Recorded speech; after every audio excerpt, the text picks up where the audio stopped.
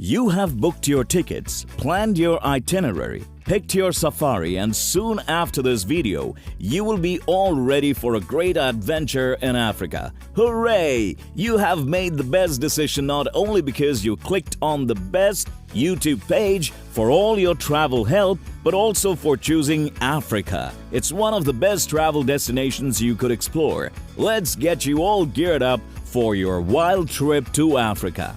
There is something about this continent that keeps you wanting to return repeatedly.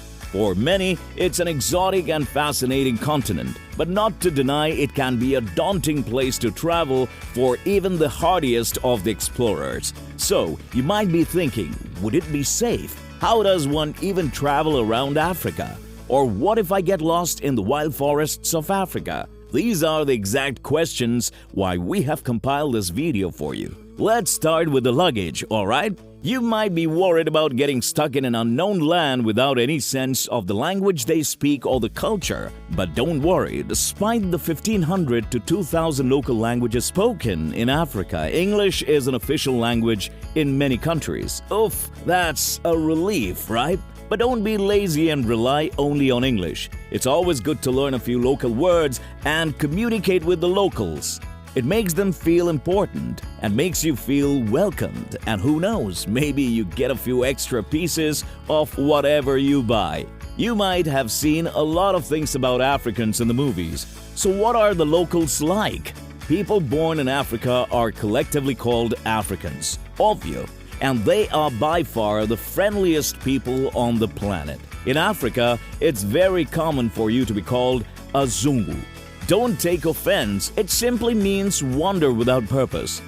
These days, they are used to describe any white foreigner or any foreigner. Doesn't matter how you look, Africans can spot a foreigner miles away.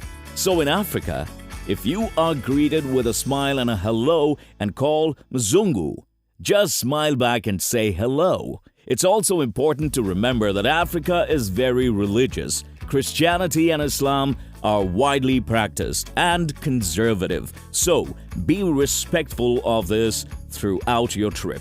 Unfortunately, corrupt border processes can be a little frustrating on your trip to Africa, so follow these steps to know how to avoid border hassles. Be informed, know all your visa requirements beforehand, and contact your local embassy before traveling. Being organized and having everything visa-related and passport-related sorted out beforehand can go a long way and save a ton of time and money. Be money smart. Always carry a few extra bucks just in case. And if you need to exchange, know the exchange rates and bargain. Just go hard on the bargaining part. If you can't get it for free, you can always get it at a lower rate. Be stubborn. If you think someone is trying to rip you off, don't give in. Politely refuse and ask to speak to another official. And above all, always be smiling and approach with a jolly attitude. You are on vacation after all. In short, this is the mantra to get through the frustrating border hassle. How to travel around? It's very simple. From taxis to tuk-tuks to rickshaws. If it has wheels and appears capable of traveling, you can mostly travel from one place to another with no problem.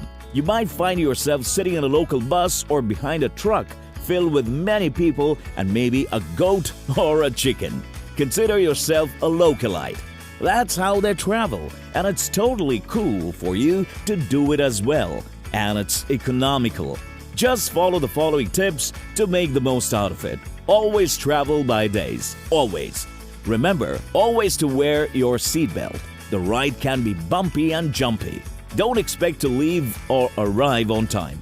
Take a chill pill and enjoy the African time. Chances are you might not get a seat, but that's all a part of the adventure. Embrace it and enjoy it.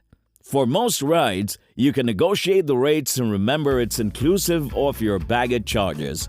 Never pay extra for that. Remember to be money smart. You can also travel by renting or buying your car or Jeep if you have the money. But be careful before you book deals and do not ask for cross-border drops as they can be expensive. And follow the rules of renting like you normally do. Africa is no different.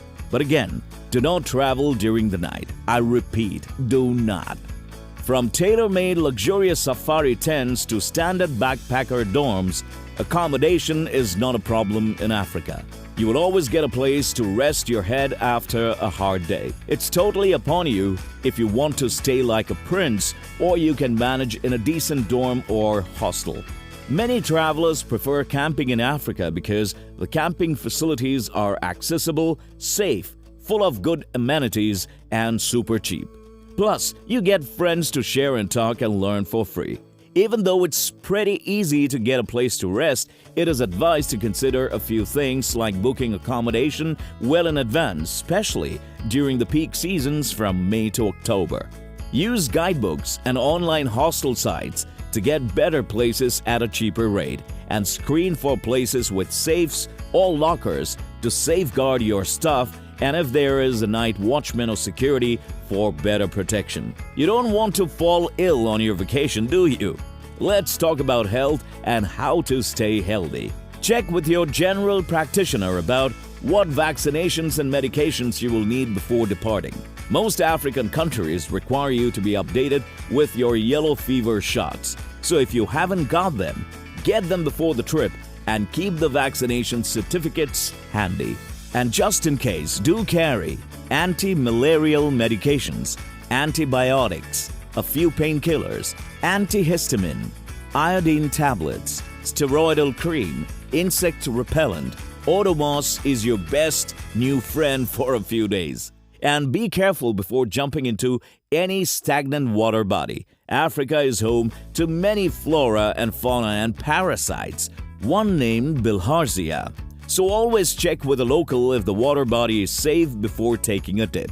Drinking water isn't a problem in Africa. In some countries, you can drink straight from the tap. Always ask the locals and see if it's safe. But since you have already packed iodine tablets, you are good to go. Food in Africa is delicious and of high quality, but always remember to eat good cooked, hot meals. It's always better to be safe than sorry. Who doesn't want to go on a vacation and come back safe and sound? Everyone wants that. So, how to stay safe and stay scam-free? Money and jewelry attract everyone. Africans are no different in this, and you want to keep away from unwanted attention. So keep your flashy jewelry at home and do not carry with all the money you have got. Take only a day's worth of cash with you, and you can leave the rest in a local bank account that you can make for minimum charges or at the safe in your hostel. Be on guard while you draw money from ATMs and avoid ATMs in shady places. Pickpockets exist everywhere in Africa. Too obvious. Be on guard while traveling around the busy streets, markets, and public places. And do not travel alone at night. You might be hefty and big, but still no. Do not travel alone at night.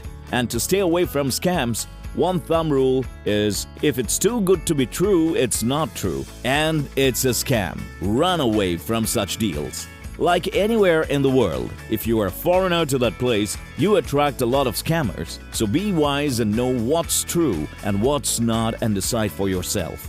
Some different ways you might get scammed in Africa are being charged for baggage, other payments at the border crossing, payments to suffice document deficiency, etc.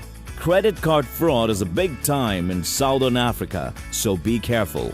Don't accept rides or tours or even let people carry your baggage before speaking a rate for the service beforehand, as they might just do it and later charge you an exorbitant rate for the same. Last but not least, let's discuss money. Africa isn't a cheap destination for vacation. The daily charges for travelers in Africa are more compared to Asia or even South America. Food and accommodation are pretty cheap in Africa, but the ride and safari and the adventure activities are expensive. You might be able to adjust food and accommodation with a budget of $100 per day, but you gotta keep a few extra dollars for the rides and safari. Basically, what you have gone there for is gonna charge you a lot. So you can plan your itinerary accordingly. You don't have to go on a forest safari in every country of Africa. Plan and research and go according to what you want to see. It's all African forests. Whichever country of Africa you are in, you can find almost all the animals in 1 or 2 safari rides you take. Tipping is generally expected, though it varies from region to region, and it's totally up to you if you want to tip for the service. You might find a lot of children, localites in poverty and begging, but do not give them cash. It only makes things worse and no good. Do not encourage them to beg for a living.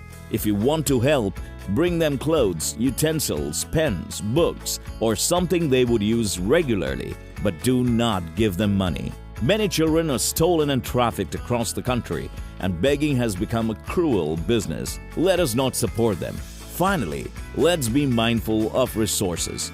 Electricity or lack of it is a big issue in Africa. Many areas have it, yet over 600 million people go without it.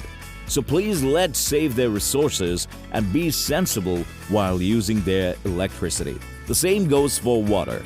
Africa suffers long periods of droughts. It isn't only for Africa, but all the places wherever you are from. Let's be sensible and save Mother Earth. Few extra tips. Carry a worldwide travel adapter and a solar charging device. And also, for better connectivity to the internet services, try buying local SIM cards in every country you visit and loading up the SIM card with data. Always hide a few dollars somewhere that might come in handy. That's it for this video, guys. Hope you all have a safe and adventurous trip to Africa.